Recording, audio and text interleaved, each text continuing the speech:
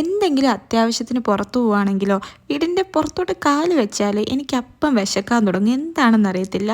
ഇന്നും നമ്മൾ പതിവ് പോലെ ഗ്രോസറി ഷോപ്പിങ്ങിന് വേണ്ടി വന്നതാണ്. ഷോപ്പിംഗ് ഒക്കെ കഴിഞ്ഞ് കഴിഞ്ഞപ്പോഴത്തേക്ക് എവിടെ നിന്നാണെന്ന് അറിഞ്ഞൂടാ ഒരു വിശപ്പിൻ്റെ വിളി. വീട്ടിൽ നിന്ന് ഫുഡൊക്കെ കഴിച്ചാൽ എന്നാലും പുറത്തിറങ്ങുമ്പോൾ ഒരു വിശപ്പിൻ്റെ വിളി എവിടെ നിന്നെങ്കിലുമൊക്കെ വരും.